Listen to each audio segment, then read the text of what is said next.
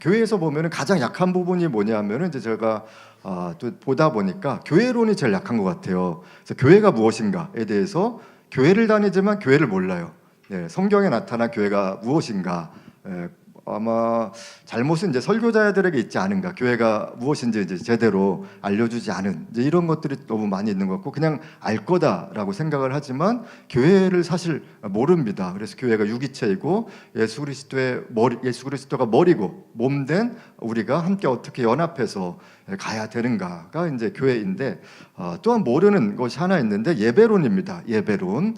그래서 예배를 드리면서 예배를 몰라요. 예배는 우리가 수없이 드리기도 하고 새가족으로부터 지금까지 평생에 또 앞으로도 드려야 되는데 예배가 뭔지 모른다라는 겁니다. 그래서 오늘은 좀 예배를 점검해 보는 시간을 가지려고 하는데 어떤 말씀을 전할까 사실 고민을 많이 했거든요. 원래 이제 중보기도 할까라는 이제 고민을 했었는데 지난주에도 또 다음 주에도 장승석 목사님이 이제 레이기서 가지고 예배를 설교를 또 해주시니까 중간에 저는 이제 샌드위치처럼 그럼 또 예배에 대해서 한번 복습해보는 시간이 되면 좋겠다라는 마음으로 오늘 또 예배의 마음에 대해서 준비를 했습니다. 우리가 사실상 예배 전문가가 되어야 되는데 그렇지 않은 현실이 너무 많거든요. 예배 우리가 사실 매주 올 때마다 또 여러분들의 금요 예배, 수요 예배, 또 가정 예배, 또 개인 예배를 드릴 때에 예배 전문가가 그렇게 많이 드렸다라면은 보통은 10년 되면 어떤 한 분야의 전문가가 될 수 있거든요. 그런데 우리는 10년 이상, 뭐 20년 이상, 저도 한 6살, 7살 때부터 예배를 들었는데 아직도 전문가가 되지 못한 그런 모습들을 보게 됩니다. 아마 평생의 예배 전문가는 될 수가 없겠지만 그래도 예배는 무엇인가 우리는 배워야 됩니다. 예배 전문가는 성령님밖에 없어요. 그래서 요한복음에서 예수님이 영과 진리로 예배할지니라라고 말씀하셨는데 그 영이 인 스피릿입니다. 그래서 대문자 S여서 성령 안에서 드리는 예배에 대해서 말씀을 하고 계세요. 이 모든 공간 안에 성령님이 예배를 다 준비시켜 주시는 거예요. 어떤 사람을 통해서 설교자를 통해서 찬양 인도자를 통해서 싱어를 통해서 반주자들 회중을 통해서 그 연합된 마음 안에 성령님이 임재해 계시는 거예요. 그래서 예배가 어느 때는 은혜롭게 되고 어느 때는 은혜롭지 않게 되는데 성령님의 역할은 일단은 우리를 예배하게끔 도와주시는 분이시고 성령님만 우리 예배자세요. 그래서 예수님께 그 모든 초점을 맞춰 주시는 분이 바로 예수 그리스도이십니다. 우리는 수많은 예배를 드렸고 또 앞으로도 드려야 됩니다. 오늘은 여기에 뭐 하러 오셨어요? 예배 드리러 왔죠. 놀러 온 것도 아니고 땅 밟기 하러 오긴 했지만 일단은 예배라는 우리 타이틀로 왔습니다. 어느 나라 가든지 선교지 가든지 교회에서 예배 안 드리는 교회를 본 적이 없어요. 우리는 선교지 왜 가냐면은 예배 같이 섬기러 가는 거예요. 이번에도 독일에 또 8월에 그렇게 섬기러 갑니다. 1년에 몇 번 드릴까요? 주일날만 하면 1년에 몇 주 있을까요? 52주 있어요. 그래서 1년에 52주 최소 52번 드리고 만약 주일 오후 예배 드린다. 그럼 곱하기 2 하면 되겠죠. 수요일 하면 곱하기 3, 금요일 하면 곱하기 4 에다가 여기 오늘날 월요일까지 왔으면 곱하기 5을 하시면은 우리는 수많은 예배를 1년에도 드리게 됩니다. 그런데 우리가 어떤 마음으로 왔습니까? 예배의 마음으로 사실 와야 되거든요. 근데 그 24시간 내내 내 안에 어떤 마음이 있는가가 되게 중요한 거예요. 하나님은 예배하는 자를 찾으시는데 예배하는 마음이 우리 안에 24시간 내내 있을 수 있어요. 그것은 하나님만 생각하는 거예요. 아무리 바쁜 일이 있을지라도 저도 설교를 정말 이렇게 여의도나 강남에서 이렇게 준비할 때 너무 바쁠 때가 있었어요. 행정적으로. 근데 정말 준비를 못하는데 계속 왔다 갔다 하면서 복도에서 설교 준비하고 머리로 계속 굴리다가 이렇게 있다 보면은 어느 순간에 갑자기 그것이 설교 시간에 기름 부심이 있을 때가 있어요. 근데 한 번도 생각 안 하고 오늘 바빴지라고 하면서 그냥 설교하면은 그냥 그날 설교는 죽 쓰는 거예요. 본죽도 아니고 밥죽도 아니고 쇠고기죽도 아니고 설교를 죽쓰게 되는 이제 그런 일들이 있는데 우리 안에 예배의 마음이 너무나 중요한 것입니다. 하루에 수도 없이 수많은 마음들이 있어요. 그러니까 연휴가 되니까 사실 저도 어제 예배 끝나고 집에 빨리 가고 싶었어요. 근데 저희 따님이 어딜 또 가자 그래고 비 오는데 그래서 또 홍대까지 갔다가 또 거기서 뭐 먹다가 또 어디 스로 시작하는 커피 전문점도 갔다가 집에 들어갔는데 정말 파김치가 됐는데 쉬고 싶었어요. 근데 오늘 설교잖아요. 우리 또 지웅전 대표님께서 오늘 저를 세워주셔서 너무 감사합니다. 그래서 정말 어떻게 해야 될까 이제 고민을 계속 했었어요. 미리 이제 설교 준비를 계속 했지만 놀고 싶은 마음이 공존하는 거예요. 아 잠깐만 쉬고 싶다 그런 마음들이 계속 쉬고 싶고 하나님도 봐주실 거야 이제 그렇게 하고 일어나자마자 더 자고 싶은 마음이 제 안에 쑥 들어오죠. 또 연휴나 드라마 연휴가 이제 있으면은 저 이제 드라마나 영화를 꼭 보고 싶은 마음이 제 안에 쑥 들어오거든요. 그래서 지난번에 또 무빙이 또 이제 20화까지 있잖아요. 네, 근데 한 번에 본 건 아니고 몰아서 이렇게 보진 않고 드문드문 봤는데 정말 이렇게 금요철에 끝나고 와서 19화 20화가 너무 궁금한 거예요. 네, 그래서 그거 다 보고 잤어요. 정말 은혜가 넘치더라고요. 네, 그런데 지금은 저의 마음은 어떤가? 지금은 설교 빨리 끝나기를 바라는 마음이에요. 모든 설교자들은 설교가 끝날 때까지 끝난 게 아니거든요. 그렇지만 평상시에 가장 중요한 마음, 수많은 마음이 있지만 예배 드리는 마음이 사실 가장 중요한 것입니다. 그래서 우리는 아는 만큼 예배를 드릴 수 있는 것인데 호세아서 4장 6절 말씀 볼까요? 여기 보면 내 백성이 지식이 없으므로 망한다라고 합니다. 하나님을 아는 지식이 없기 때문에 우리는 계속해서 망할 수 있다라고 얘기를 해요. 여러분들은 저는 또 하나님을 어떻게 알아가고 계십니까? 예배 때 하나님을 알 수 있겠죠. 임재하심을 통해서 또한 사복음서를 통해서 예수님을 알 수 있어요. 나를 구원해 주신 분이 누구신가는 반드시 사복음서를 깊게 읽고 묵상을 해야 알 수 있습니다. 아이들의 주 과목이 뭐죠? 보통 주요 과목? 국영수이죠. 국영수. 근데 우리의 주 과목은 뭘까요? 예배예요. 예배. 우리의 주 과목은 예배입니다. 주 교과서는요? 성경이에요. 근데 우리 아이들은 이제 영어 국영수 이제 교과서가 따로 있겠지만 우리는 주 교과서인 성경을 매번 봐야 합니다. 그런데 주 과목에서 자주 낙제하는 사람들이 엄청나게 많이 있어요. 전 세계 열방으로 낙제하는 사람들이 예배 점수에서 낙제하는 사람들이 많다라는 겁니다. 또한 주 교과서인 성경의 내용을 여전히 모르는 사람들이 너무 많이 있어요. 올해 혹시 일독하셨나요? 이렇게 1독 하시고 2독도 하시고 정말 많이 볼수록 성경이 계속 열리거든요. 되게 희한한 책이에요. 영적인 책이다 보니까 성령님한테 계속 물어보셔야 합니다. 아무리 예배의 졸업이 없다고 쳐도 주님 입장에서는 너무 고민하실 거예요. 낙제가 너무 많네. 그러면서 예수님 계속 이렇게 평가를 하실 거예요. 왜 그렇게 낙제가 많을까? 천국에 와서도 예배해야 되는데 얘네 여기서 예배 못하면 천국에서 어떻게 예배하지? 이제 고민들을 예수님도 하시지 않을까라고 생각을 해보았습니다. 그런데 우리는 전문가처럼 예배를 드리죠. 전문가는 아니지만 전문가처럼 예배를 드려요. 갑자기 신나는 찬양이 나오면 일어선다. 이런 또 전문가. 그 다음에 언제 박수 쳐야 되는가? 처음에 이제 경배하다가 갑자기 박수 친다. 다 전문가처럼 하고 또 예배 콘티대로 뭐 시간 1초 지나면 이제 엄청 혼나고 그래서 그거대로 꼭 전문가처럼 예배를 드리려고 합니다. 심지어는 언제 졸아야 될지 언제 좁니까? 찬양 끝나고 너무 신나게 찬양해갖고 설교 시간에 졸아요. 그래서 우리는 전문가처럼 예배를 다 합니다. 자는 것도 전문가 수준이에요.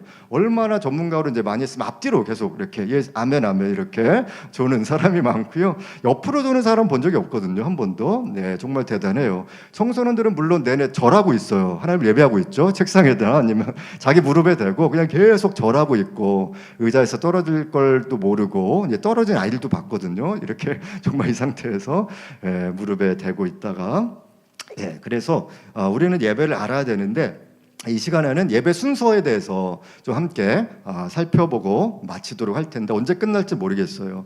제 마음이에요.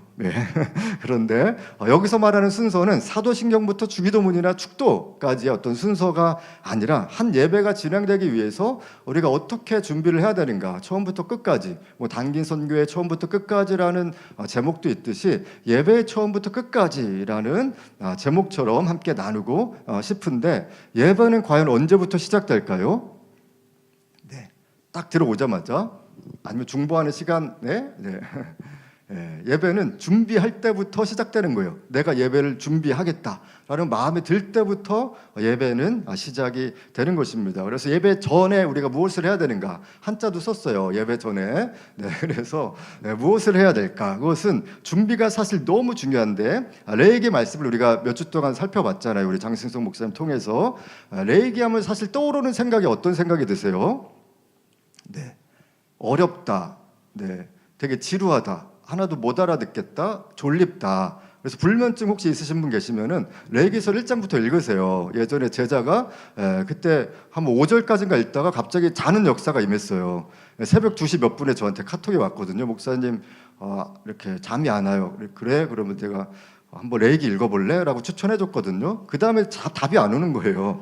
제가 기다렸거든요. 저도 자야 되는데 자다가 일어나서 이제 받아갖고, 청소년 생각하면 이제 항상 빨리 깨어 있어야 돼서 그랬는데, 그 다음날 왜 어제 연락 안 했어? 그랬더니 1장 5절에서 잤어요 라고 이렇게 답이 왔어요. 이제 지금 전도사로 사역하고 있거든요.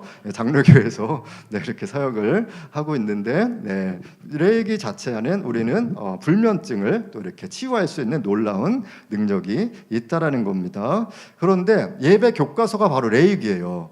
그래서 우리가 예배를 진짜 알고 싶다 그러면은 레위기서를 봐야 돼요. 레위기의 핵심은 5제사 7절기예요. 5가지의 제사와 7가지 절기가 나와 있고요. 그 다음에 기도를 알고 싶다 그러면 시편을 읽으시면 돼요. 지혜를 알고 싶다 그럼 잠언, 인생을 알고 싶다 그러면 전도서, 사랑을 알고 싶다 우리 또 전도사님처럼 사랑을 알고 싶다 그러면은 아가서를 읽으시면은 되겠습니다. 우리 또 육아에 대해 우리 또 영민 선생님 하고 있는데, 육아를 좀 배우고 싶다 그럼 성경 전체를 읽으셔야 되고요. 인생 전반적인 내용들이 있어서 쉽지가 않아요. 뭐 에베소서도 있지만 일반적으로 성경 전체에서 인생은 뭘까 그런 고민이 막 저절로 나올 거예요. 육아하다가 갱년기 오면 더 슬퍼지고 이제 그런 일들이 있기 때문에 성경 전체를 읽어보셔야 됩니다. 그런데 우리가 배웠던 레위기는, 레위기에서 누가 그 짐승을 잡죠? 내가 잡는 거예요. 예배자가 잡는 거예요. 그 제사장의 그 짐승을 잡는 것이 아니라 예배자가 짐승을 잡습니다. 본인이 다 예배를 준비하는 거예요. 그래서 레위기 예배 안에서는 본인이 준비하는 것이고, 제사장은 할 일이 거의 없어요. 그냥 그 죽은 이렇게 짐승의 피를 뿌리는 거예요. 번제단에 뿌리는 역할을 하는 사람이 이제 제사장입니다. 요즘은 어떻습니까? 설교자가 거의 대부분을 이제 역할의 한 70%를 감당하고요. 그다음에 찬양 인도자, 그다음에 찬양팀, 교회 봉사자 정도만 예배를 준비하는 듯한 느낌이 있습니다.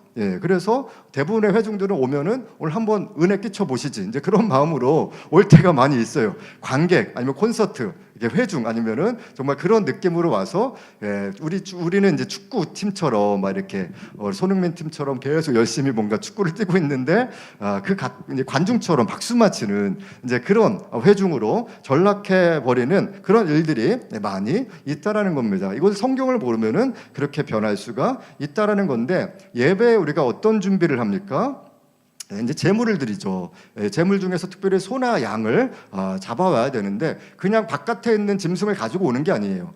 그 성막 주변에 있는 이렇게 가까운 데 가서 막 이렇게 잡아갖고 오는 것이 아니라 가축을 가져와야 되거든요. 그래서 집에서 기른 짐승이어야 됩니다. 소나 양을, 그것을 성막까지 끌고 와야 돼요. 갑자기 끌고 오다가 다리 부러지면 어떻게 해요? 못 갖고 가요. 다시 집에 가서 얘도 데리고 갔다가 또 새로운 짐승을 가지고 흠 없는 제물을 들어와야 됩니다. 그래서 얼마나 사실 준비를 예배 가운데 많이 해야 되는지 모릅니다. 그래서 최소 몇 년은 준비해야 돼요. 왜냐하면 새끼 양은 안 되거든요. 새끼 양은 이제 좀 더 커야 되기 때문에 새끼 양을 가지고 올 수가 없어요. 그래서 좀 어느 정도 큰 양을 가지고 와서 짐승을 드려야 됩니다. 우리는 보통 예배를 위해서 무엇을 준비하고 또한 얼마나 준비하시는지 모르겠습니다. 그래서 저는 보통은 목요일부터 준비하라고 하거든요. 무엇을 준비해야 하는지, 무슨 마음을 준비해야 돼요. 그 다음에 때로 헌금도 준비해야 됩니다. 우리의 보물이 있는 곳에 우리의 마음도 있기 때문에 재정도 준비를 해서 가지고 와야 하는 것입니다. 그래서 목요일부터 준비하라고 해요. 우리 성도분들한테도 목요일부터 준비하십시오라고 얘기를 하는 이유가, 그때부터 이제 월요일은 좀 우리 라이드미션 예배 드리고, 화요일은 좀 하루 쉬시라고 이렇게 하고, 수요일은 또 이제 각자 치열한 삶에 있다가 목요일부터는 또 긴장하면서 또 금요 예배 또 나와서 하시고, 토요일도 또 주일 예배를 준비하면서 최소 목요일부터는 주일 예배를 준비해야 됩니다. 하나님, 내 마음이 주일 예배 가운데 찬양과 말씀과 기도 가운데 은혜로 준비되기를 기도합니다라고 하면서 마음을 깨끗게 하는 것들이 필요해요. 그런 예배 안에는 하나님의 임재하심이 있습니다. 어떤 교회 가면은 은혜가 없는데 한 명 한 명의 사람이 은혜가 없을 때, 그런 준비가 없을 때 은혜가 없어요. 근데 어떤 교회 가면은 내가 제대로 준비도 안 해왔는데 엄청 은혜가 있는 거는 모든 성도들의 한 70% 이상이 준비가 돼 있으면은 그 교회는 그냥 은혜가 저절로 있기 마련입니다. 그래서 예배자의 마음에서 이 준비가 너무 중요한 건데, 왜냐하면 이때부터 예배가 시작되는 거예요. 그 목요일부터 만약 준비를 했다 그러면은 그때부터 주일 예배가 은혜가 있느냐 없느냐에 내 안에 관건이 달려 있는 것입니다. 그래서 누가 재물을 죽인다고 했습니까? 예배자가 죽인다라고 말씀을 드렸는데, 짐승을 죽이는 법을 알았던 것처럼 우리는 예배 드리는 법을 반드시 배워야 합니다. 그래서 레위기서를 우리가 재미있게 한번 읽고 또 공부도 해야 합니다. 요한복음에서는 신령과 진정으로 성령 안에서, 또한 진리 안에서, 말씀 안에서 어떻게 예배 드릴 것인가, 또한 그 진리가 예수 그리스도를 의미하기도 하거든요. 예수님 안에서 어떻게 예배할 것인가를 배워야 하는 겁니다. 예배라는 것은 그래서 기준이 있는데 그것이 바로 성경에 다 나타나 있습니다. 최초의 예배는 창세기 4장에 가인과 아벨의 예배 가운데 드러나 있습니다. 그 예배 한번 잘못 드리면은 영혼이 죽을 수 있어요. 가인이 그 하나님이 예배를 못 받으시고 나니까 너무 짜증이 나서 아벨을 죽였어요. 그래서 우리는 예배 안에서 은혜를 못 받으면 다른 사람을 마음으로 죽일 수도 있다라는 겁니다. 그래서 예배는 반드시 기준이 있고 하나님이 받으시는 예배가 있고 받지 않으시는 예배가 있는데, 우리는 착각하는 게 내 예배는 다 받으실 거야 라는 착각이 은연중에 많이 있다라는 것입니다. 그래서 하나님이 만족하셔야 되는데 내가 만족하는 예배로 전락할 수가 있어요. 그러면 안 되는 거거든요. 한국교회 안에 가장 무너진 것이 요즘에 제가 봐서는 예배가 무너진 것 같습니다. 다 자기 기준이 있는 것 같아요. 교회별로도. 그래서 어떤 설교자는 자기 기준이 하나님의 기준보다 더 앞서 있는, 그리고 되게 합리적이고 논리적인 설교를 하지만 성경이랑은 안 맞는, 그리고 사람들의 마음에 어떤 거기에 이제 약간 맞는 듯한 이제 그런 설교를 하는 사람들이 유튜브에 굉장히 많이 또 교회들 안에 있는 것들을 보게 되는데, 자기 기준의 예배가 많아지는 것 같습니다.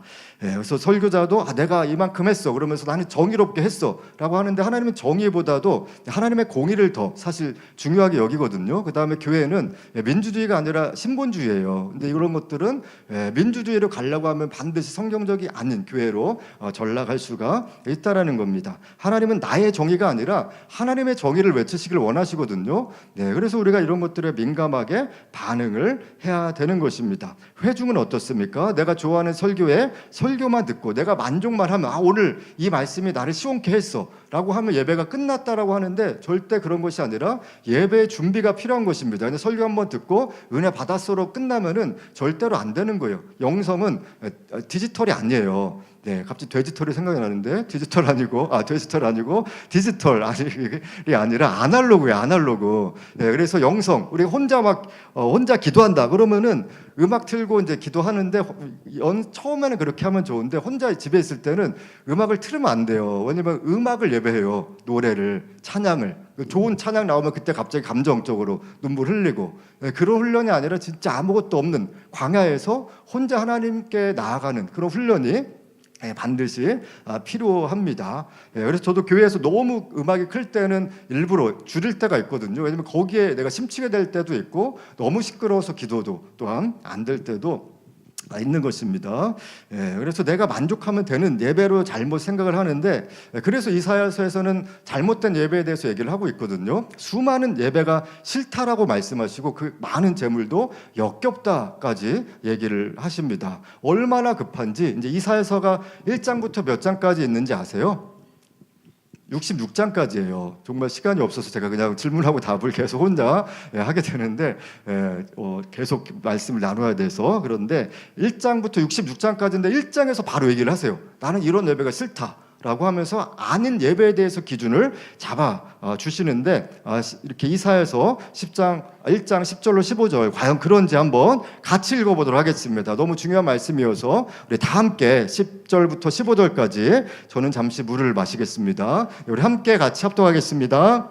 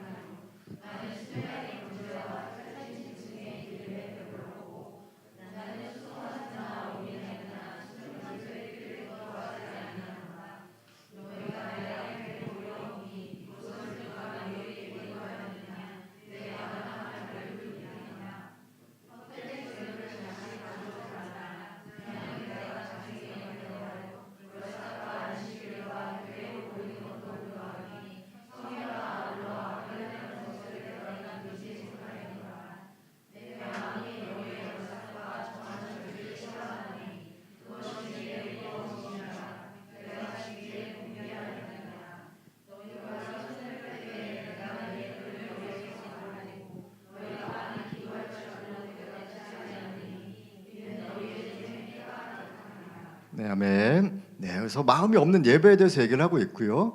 특별히 우상 숭배에 대해서도 얘기를 하고 있어요. 아까 뭐 월삭, 분향 이런 거 다 두 마음을 품은 마음이거든요. 그래서 하나님께 예배의 마음도 있지만 다른 마음도 있는 마음에 대해서 말씀을 하시고, 심지어는 이런 집회 다 싫다, 성회도 싫고 예배도 싫다, 너희 마음 없는 예배를 내가 받지 않겠다라고 말씀을 하는데, 지금 우리나라의 현실이라고 저는 확실하게 생각을 합니다. 자기 의에 강해서 예배 가운데 나오는 모습이라고 생각을 하는데, 그렇다면 우리는 어떤 예배를 드려야 되는가? 그래서 성경에서 뭐라고 말씀하시는지를 창세기부터 계시록까지 계속, 사실 창세기 4장부터 계시록까지 예배에 대해서 얘기를 하고 있어요. 성경의 끝인 계시록 안에서도 천상의 예배에 대해서 얘기를 하고 있고, 결국 하나님의 비전은 각 나라 족속과 백성과 방언이 함께 모여서 예배하는 것이 하나님의 비전이다라고 얘기를 하고 있는 것입니다. 그래서 우리는 예배를 위해서도 기도해야 하는 겁니다. 그래서 기도해야지 하나님이 예배 가운데 간섭을 하세요. 어떤 목사님, 사모님 얘기를 하셨는데, 이 모든 성전의 모든 공기를 기도로 채워야 된다라고 했거든요. 근데 정말 맞아요. 이 성전 안에 기도하는 시간이 많아질수록 그 교회 안에는 오자마자 하나님의 임재하심을 느낄 수가 있다라는 겁니다. 그래서 예배 전에 중보기도 너무너무 중요한데, 저희가 7시 20분에 예배인데 10분 동안이라도 잠깐 기도하는 이유가, 우리의 그런 마음, 세상에서 찌들었던 마음도 주 앞에 회개하고 내려놓고, 주님 앞에 오늘 예배자의 마음으로 나왔습니다라고 함께 고백하는 거예요. 그래서 설교자를 위해서 기도하고, 찬양 인도자, 싱어, 반주를 위해서도 우리가 함께 기도할 때에 그 기도 안에 힘이 예배 안에 생기는 것입니다. 이것이 이제 예배 전에 우리가 해야 되는 어떤 기본적인 원칙들이라면은, 예배 가운데 이제 예배 중입니다. 우리가 예배에 나온 거죠. 그래서 지금 예배를 드리고 있는데, 여러분이 또 제가 드리고 있습니다. 그런데 전체 예배 인도자는 성령님이십니다. 그래서 이것을 우리가 보통 회중 예배라고 하고 공예배라고도 해요. 공적인 예배이기 때문에 그런 것입니다. 이것은 언제부터 시작이 됐냐면은 출애굽기 시작 때 이제 성막을 만들어 놓고 레위기 때 하나님이 예배하는 방법을 먼저 알려주세요. 먼저 그래서 교회가 세워진 것이고, 그 다음에 교회 안에서 해야 될 일은 무엇인가? 예배해야 된다라고 말씀을 하시는 거예요. 그런데 그 안에 중요한 원리 원칙은 바로 출애굽기 20장에 있는 십계명이다라고 얘기를 하고 있어요. 하나님 사랑, 이웃 사랑이 가장 핵심이거든요. 그것이 또 이제 어떤 사명으로 나타나는 것을 볼 수가 있는데, 회중 예배의 핵심은 모세 오경에서부터 특별히 레위기를 통해서 시작이 되는 것입니다. 그래서 하나님은 공동체로 모이기를 원하세요. 안 그러면 오늘 집에서 그냥 줌으로 다 예배를 드리고 유튜브로 오늘 다 예배를 드리시면 되겠죠. 그런데 하나님은 공동체로 모이기를 원한다라는 겁니다. 공예배를 하나님이 왜 드리라고 했습니까? 그것은 사실상 나를 살리기 위해서 공예배를 드리라고 한 거예요. 아까 그 짐승을 죽인 것처럼 나의 죄가 그 짐승에게 전가되는 거거든요. 나의 죄가 없어지기 위해서 하나님은 공동으로 모여서 하나님을 예배하라고 우리 한 명 한 명을 불러주셨다라는 겁니다. 그래서 예배는 사실상 하나님을 위한 것이기도 하지만 나를 위한 것이요, 나의 영혼을 살리기 위해서, 또 나의 육체도 살리기 위해서 주님이 우리 안에 예배라는 도구인데, 십자가 사건을 통해서, 그래서 십자가가 예배 안에서 가장 중요한 것이고 예수님이 영광 받으셔야 하는 것입니다. 물론 하나님을 찬송하기 위해서 우리를 지으셨다라고 이사야서 43장은 이렇게 말씀하거든요. 이 백성은 내가 나를 위하여 지었나니 나를 찬송하게 하려 함이니라. 이것이 우리 안에 어떤 기본적으로 하나님을 예배하는 마음의 태도예요. 그래서 찬양과 감사와 경배는 다 동일한 내용인데, 예수님이 죽으시면서까지 제물이 되신 이유는 예배에서 우리의 힘든 마음을 회복시켜 주시기 위해서 우리 가운데 오셨다라는 겁니다. 죽기까지. 그래서 예배 안에서 반드시 회복이 있어야 돼요. 왜냐하면 예수님의 마음이 우리가 아픈 걸 싫어하는 거기 때문에 그런 것입니다. 소망 없이 살아가길 원하지 않으세요. 예배 안에서 하나님을 만나기를 그렇게 간절히 원하세요. 우리를 너무나 사랑하시기 때문에 그런 것입니다. 레위기 예배 자체는 엄숙하죠. 짐승을 막 죽이고, 그러니까 되게 조용하면서 경외하는 마음이 있는 거예요. 하나님은 이런 분이구나, 우리와 차원이 다른 분이구나 라고 하면서 절대 넘볼 수 없는 하나님의 거룩의 성품을 우리가 지켜보고 있는 것입니다. 그것이 레위기 예배인데 또한 신비스럽기까지 한 거죠. 그래서 예배 안에는 신비스러움이 있고 하나님의 계시가 또한 있습니다. 우리가 예배를 볼 때에 오늘 예배는 별로였어, 뭐 이런 얘기 많이 하잖아요. 오늘 예배는 좋았어, 짱이었어. 뭐 지난번에도 어떤 청소년이 제가 한번 설교 진짜 열심히 준비해서 갔는데 왔는데 목사님 설교 준비 많이 하셨나 봐요. 그래갖고 엄청 짜증내면서 속으로 너나 잘해라 이제 그렇게 생각을 하고 이제 했었는데, 네, 하여튼 어느 땐 진짜 준비하면 잘 돼요. 그래서 정말 기름 부심도 있고 눈물도 많이 나고 정말 오늘 하나님이 강력하게 임하신 것 같고, 근데 어떤 예배는 또 그런 것 같지 않고, 이제 그러면 이제 나쁜 예배인가, 이제 이걸 우리가 사실 인간의 면에 있어서는 판단하기 쉽지가 않다라는 거예요. 저도 이제 이렇게 설교 이제 계속 가다 보면은 오늘 진짜 준비 열심히 했는데 정말 안 될 때가 있거든요, 설교가. 그럴 때 하나님 오늘 제가 좀 잘못했습니다라고 하면서 이제 혼자 집에 갈 때 어깨에도 힘이 하나도 없고 죄송합니다. 그러면 그때 갑자기 마음을 주세요. 너는 최선을 다했다. 막 그러면서 오늘 너무 잘했어. 막 응원해 주실 때가 있어요. 예, 근데 다른 사람은 반응이 없던데요. 막 이제 그런 속으로 이제 저는 이렇게 얘기를 하고, 그래도 하나님이 잘했다라고 칭찬하실 때가 있거든요. 예, 그런 거는 또 이제 하나님 안에서, 그럼 제 잘못이 아니라 회중의 잘못인 거거든요.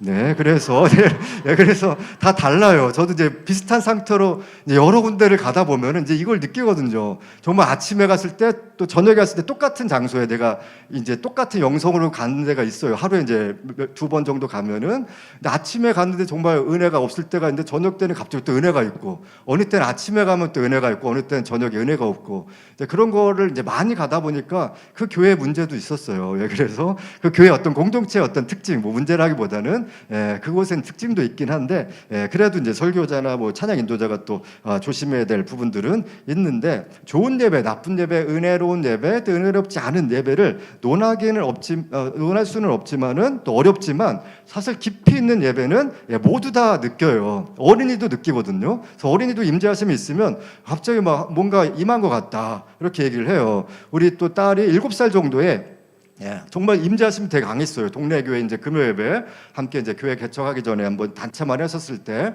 데려갔는데 정말 되게 임재하심이 있었거든요. 그런데 정말 갑자기 자꾸 눈물이 난다고 하면서 눈물을 닦는 거예요. 근데 저도 되게 임재하심이 있었거든요. 이런 게 성령님의 역사야라고 얘기를 막 해준 적이 있었는데, 지금은 안 그래요.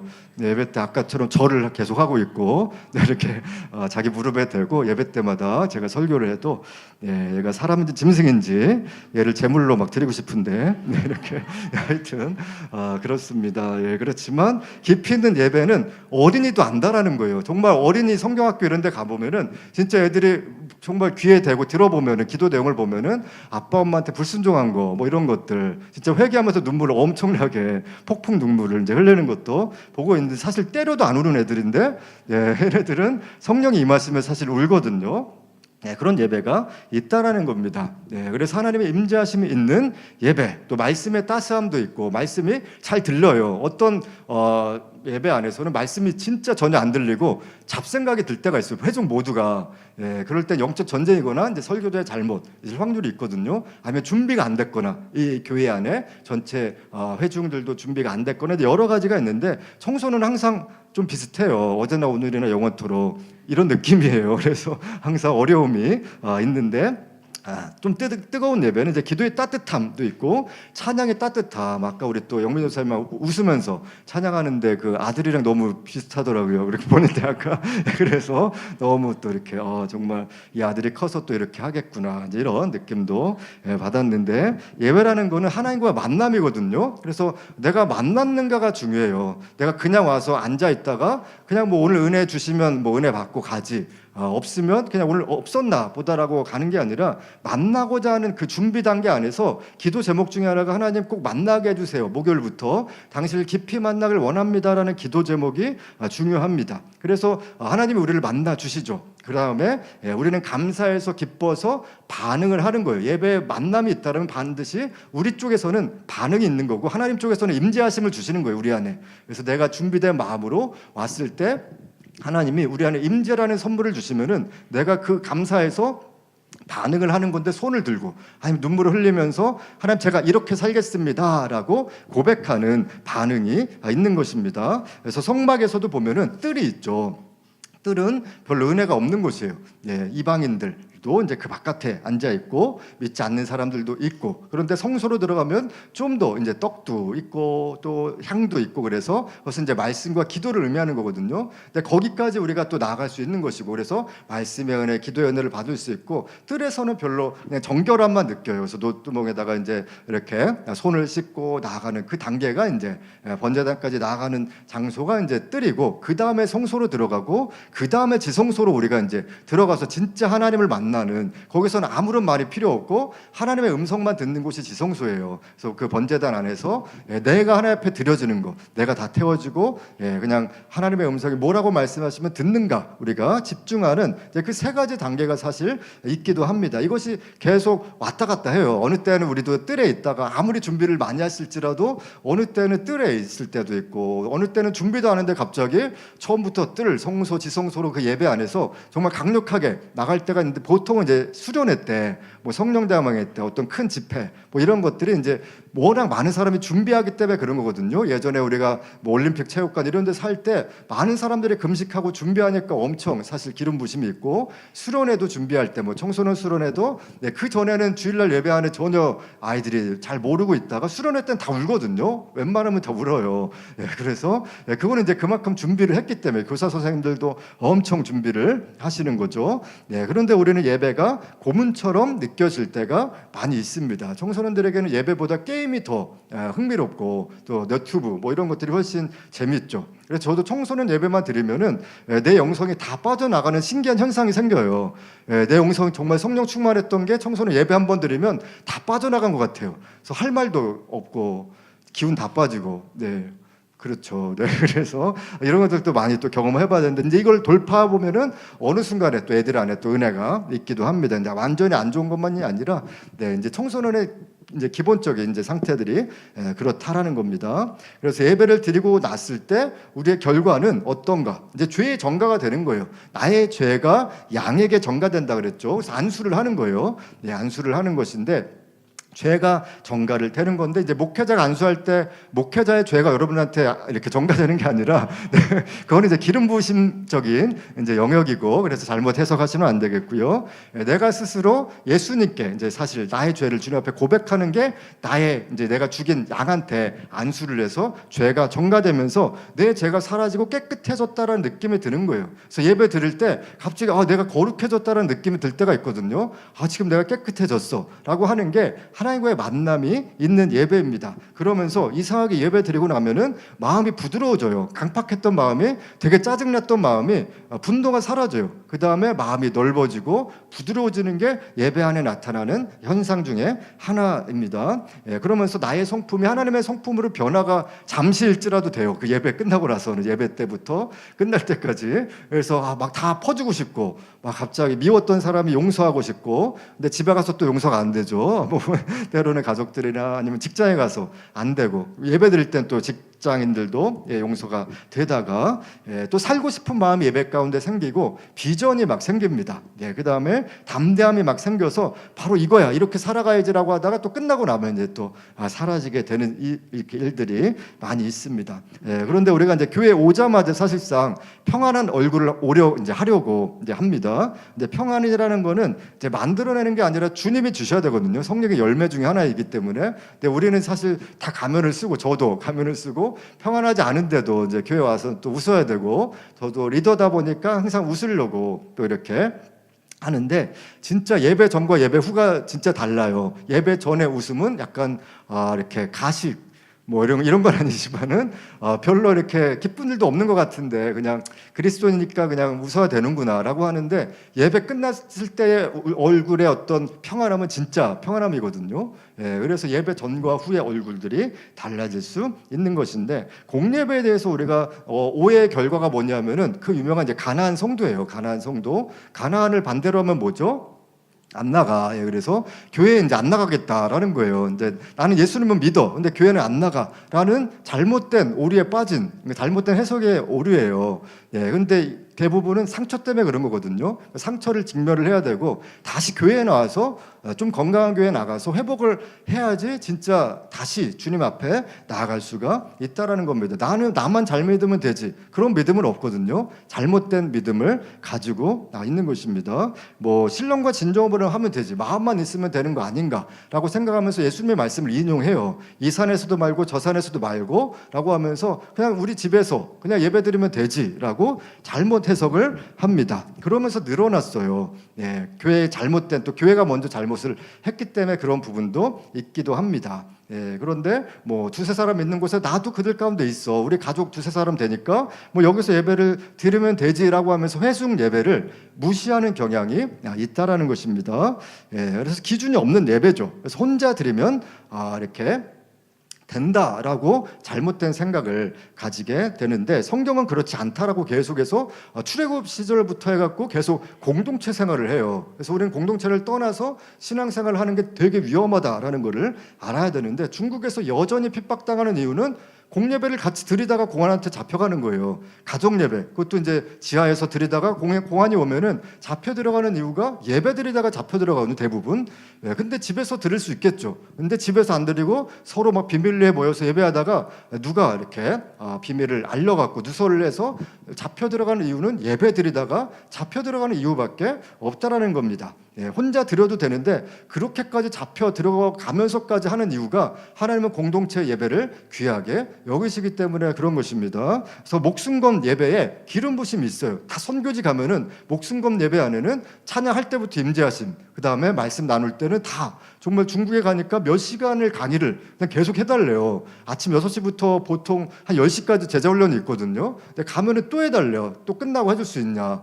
예, 근데 제가 체력이 안 돼갖고, 그래서, 그런데 그분들은 뭐 10시간씩 오토바이 타고 오기도 하고, 뭐 20시간씩 버스 타고 오기도 하고, 이제 그런 분들이 굉장히 많이 있습니다. 그래서 우리가 이 안나가 성도, 가나안 성도는 극단적 해석의 오류이고 자기 합리화를 기준이 없는 예배 가운데 나아가는 것인데, 코로나 시대에도 이제 문제가 심해졌죠. 이 이후에 온라인 예배에 익숙해져 있다 보니까 좀만 힘들면 안 나가 라고 하면서 그냥 코로나 예배, 이렇게 뭐 온라인 예배로 드리면 되지, 불편하거나 나가기 싫어서 그런 경향들이 많이 있다라는 것입니다. 그렇다면 이제 예배 후에는 우리가 어떻게 살아가야 되는가, 이제 이것만 얘기를 하고 같이 기도하도록 할 텐데, 어떤 삶을 살아야 되는가? 공예배로 끝나면 안 되는 거예요. 회중 예배로 끝나면 안 되고, 한 보통 몇 가지가 있는데, 개인 예배, 그 다음에 생활의 예배로 가야 합니다. 삶의 예배라고 하는데, 생활의 예배를 한 80년도에 조용기 목사님이 얘기를 하셨어요. 이미 생활의 예배라는 용어를 쓰셨는데, 네, 개인 예배는 이제 큐티라고 할 수 있어요. 그래서 매일 말씀 읽고 기도하는 예배가 개인 예배입니다. 1대1로 하나님을 만나는 시간인데, 오늘도 혹시 묵상하셨어요? 네, 이런 게 이제 개인 예배예요. 기도는 하셨나요? 네. 그래서 우리가 1시간 이상 기도하지 않고 사실 충만히 신앙생활을 할 수 있는 사람은 많이 없어요. 뭐 어떤 사람은 기도 질이 중요하지라고 하는데, 양이 있어야지 질이 이렇게 늘어날 수 있거든요. 근데 그거는 기도를 모르는 사람이에요. 그냥 정말 조금 해서는 기도는 우리 안에 삶의 기도 제목들이 얼마나 많은데 기도를 조금밖에 안 합니까? 정말 죽을 정도로 어려움이 있으면 기도할 수 있는데, 그런 걸 경험하지 보지 못한 사람들이나 설교자들도 기도의 양은 중요하지 않다라고 하는데, 그거는 이제 기도를 실제 모르는 사람이라고 저는 생각을 합니다. 그래서 우리가 최소 1시간은 성경에서, 너희가 1시간 동안도 깨어 있을 수 없더냐라는 것이 되게 성경적이라고 생각을 하고 있는데, 연장해서 1시간이 아닐지라도 아침에 30분, 저녁에 30분 이렇게 해도 할 수가 있겠죠. 그래서 저도 이제 정기적으로 하나님과 만나는 경건의 시간을 할 때에 저도 이제 일상생활 속에서 훨씬 더 그분을 인식하는데 더 쉽다라는 걸 발견하기 시작했어요. 그래서 공예배 가운데 은혜를 받고 바로 주일 밤부터 해갖고 계속 기도하고 말씀 읽다 보면 월요일부터 은혜가 있는 거예요. 네, 그러면서 삶으로 나갈 수가 있는 것입니다. 이거는 이제 이것만 해도 1시간이 넘기 때문에 이제 생활의 예배로 넘어가면은, 레위기 제사에 의하면은 짐승을 이제 죽이죠. 그 예배자가 죽인다 그랬죠. 그러니까 각인이 됐을 거예요. 내가 죽였던 짐승이 내 생각이 계속 기억에 남는 각인이 되는 것입니다. 한참 생각이 날 거예요. 집에 가면서도 그때 내가 저 양을 죽였지, 저 소를 죽였지라고 하면서 내가 죽였던 그 짐승이 생각이 나서 계속 삶에서도 예배할 수밖에 없어요. 그래서 정말 내가 이렇게 제물을 드렸지라고 하면서 생각이 날 수밖에 없다라는 거예요. 삶에서도 막 설거지하면서도 내가 죽였지라고 생각이 나고, 드라마 보면서도 양이나 소 이런 장면만 나오면은 내가 저렇게 해서 죽였지라고 하면서 갑자기 생각이 나는 겁니다. 그래서 삶의 예배는 하나님이 생각이 나는 거예요. 갑자기 주일날 들었던 은혜가 생각이 나거나 내가 경건생활 오늘 아침에 묵상했던 말씀이 내 삶 안에서 생각이 날 수밖에 없어요. 근데 생각이 나지 않으면은 영향력이 없어요. 그래서 잠시 시간을 반드시 하나님께 드려야 돼요. 하루에 3번을 드려야 되는데 아침에 일어나서 점심 먹고 나서 직장생활에서 잠깐 시간을 내서 잠깐이라도 드리고 자기 직전에 이렇게 한다라면은 이것을 평생 하면은 내가 하나님을 계속 생각할 수가 있다라는 겁니다. 베드로와 야고보와 요한도 산 위에서 변화산상에서 예수님이 변화된 모습을 봤죠. 그래서 우리는 여기가 좋습니다 라고 했더니 예수님이 내려가라, 이제 그런 거죠. 그래서 일상으로 다시 내려가야 돼요. 저도 맨날 예배 때만 있으면 너무 좋겠거든요. 정말 하나님의 임재하신 가운데 있고. 그런데 또 내려가라고 말씀을 하세요. 내려가서 뭐하냐, 이제 복음을 증거하는 삶으로 우리를 부르셨다라는 겁니다. 그래서 우리는 임마누엘 하나님으로 동행할 수가 있는 것인데, 중요한 것이 하나님을 생각하는 게 예배가 돼요.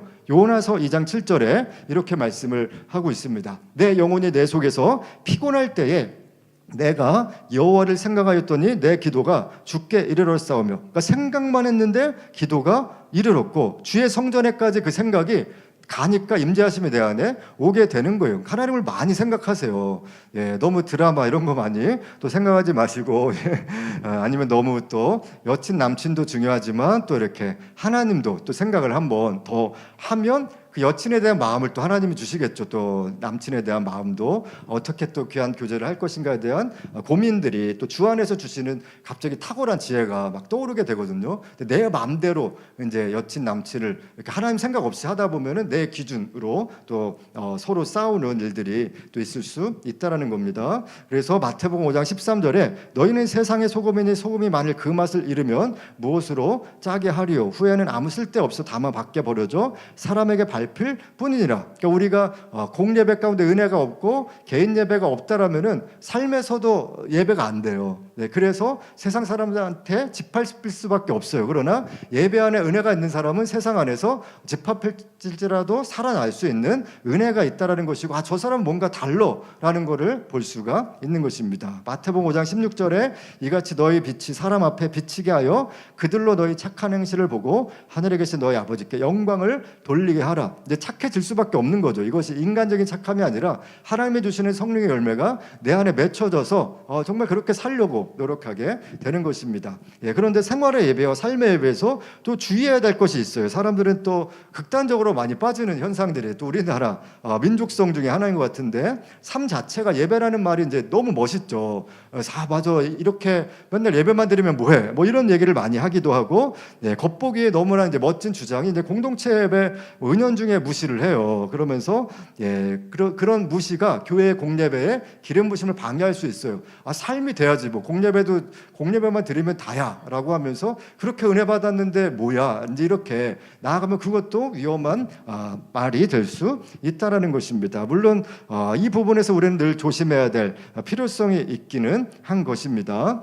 그렇지만 우리가 하나님께 영광 돌린다라고 하면서 예배를 소홀히 하고 그냥 직장이나 세상에서 삶의 예배를 드리면 되지라고 하는 것은 맞지 않는 말입니다. 그래서 우리가 이 예배 안에는 선교적인 특징이 함께 드러나 있습니다. 그래서 매 주일마다 여러분들이 예배를 드릴 때 내가 선교지처럼 구원받지 않은 사람을 대신해서 드리는 것이 예배가 될 수 있어요. 선교지에서 하는 것이 이제 예배인데, 그 땅에서 아무도 예배하지 않기 때문에 누군가는 또 지난번에 우리 또 독일의 또 우리 목사님과 함께 은혜 간사가 가서 또 더 예배하는 사람으로 이제 추가되어져서 예배를 하는 거죠. 그런 분들이 이제 선교사이고 단기 팀들입니다.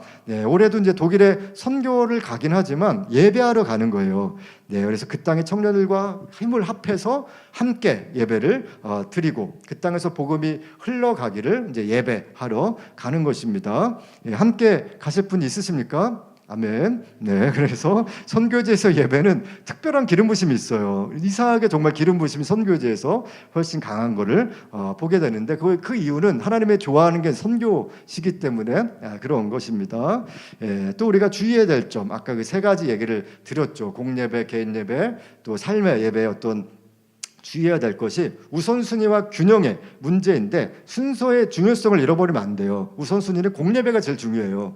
나는 공예배보다 개인 예배를 더 잘해. 위험한 것이고 삶의 예배만 드리면 돼. 그것도 위험한 것이다라고 얘기를 했습니다. 그래서 회중 예배, 그다음에 개인 예배, 삶의 예배 우선순위가 첫 번째, 두 번째, 세 번째인데 그런데 이것이 서로 이렇게 상호 작용하는 겁니다. 회중 예배에서 은혜 받아서 갑자기 계속 경건 생활이 잘 돼요. 그래서 일주일 동안 삶에서 승리할 수가 있는 것입니다. 그런데 또 예배는 수만 가지 변수가 있어요. 뭐 아무리 잘 준비해도 준비하지 않았는데 하나님의 임재하심이 있을 수도 있고, 그것은 뭐 내 뜻대로 하는 게 아니라 결국엔 성령께서 그 공동체를 내가 하나님의 뜻 가운데 예배 임재하심이라는 선물을 주시는 것입니다. 그래서 이 세 가지 예배가 연속성상에 있을 때 예배의 마음을 유지하게 하는 것입니다. 요즘에 이제 면도하는데 계속 얼굴에 상처가 나요. 그래서 왜 그런가 이제 해갖고 했는데 어떤 청소년 아이는 또 왁싱도 하고 그러면서 근데 그 아이는 기술력이 없더라고요. 그래서 뭐 이렇게 얼굴을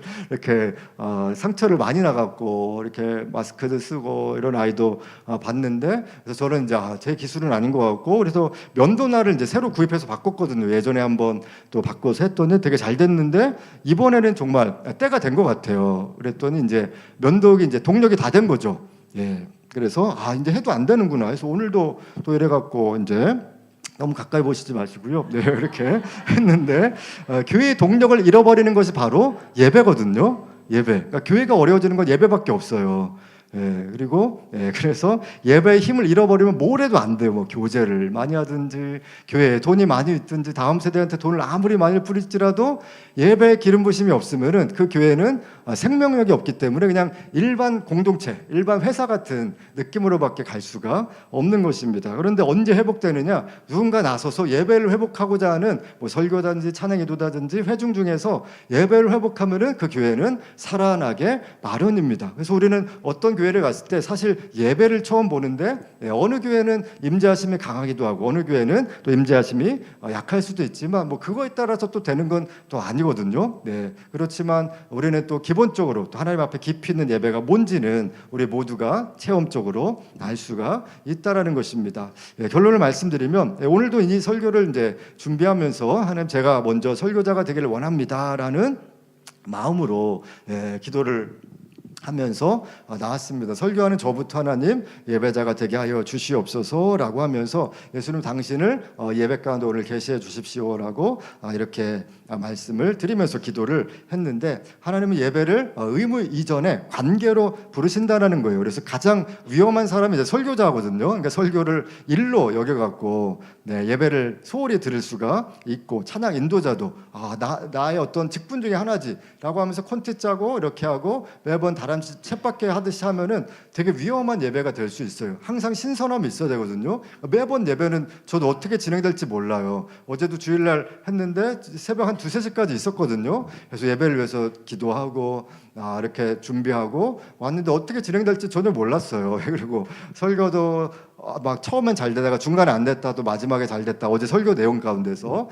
그런데 첫 찬양할 때 또 잘 안 됐어요. 그러니까 설교 이후에 기도 힘들고 근데 두 번째 찬양할 때 갑자기 또 하나님 임재하심이 나도 모르게 또 느껴지는 게 또 성도들한테 동일하게 갑자기 같이 눈물을 흘리는 경우들이 있거든요. 앞에서 보면은 그러면 이때다 싶어갖고 이제 그때 막 이렇게 막 강하게 해야 되고 임재하심이 이제 많이 없으면 빨리 끝내야 돼요. 서로 힘들어요. 그래서 오늘 끝내겠습니다 하고 빨리 끝내야 되고 그런 건데 오늘은 모르겠습니다. 그렇지만 매번 몰라요. 저도 그래서 근데 민감해야 되는 사람은 항상 앞에 있는 사람이 이제 리드해야 되는데 그래서 한쪽으로는 말은 선포하지만 한쪽 귀로는 성령의 음성을 계속 듣고 언제 끝나야 되는지 아니면 어떤 멘트를 해야 되는지 생각나게 하실 때가 때로는 있다라는 겁니다. 그래서 예배 안에서 관계적으로 우리를 하나님이 부르십니다. 거기서부터 회복이 시작되는 거예요. 라이드 미션의 사실 R은 이제 레스토레이션이라고 해서 이제 회복인데 그 회복은 예배 안에서 회복이거든요.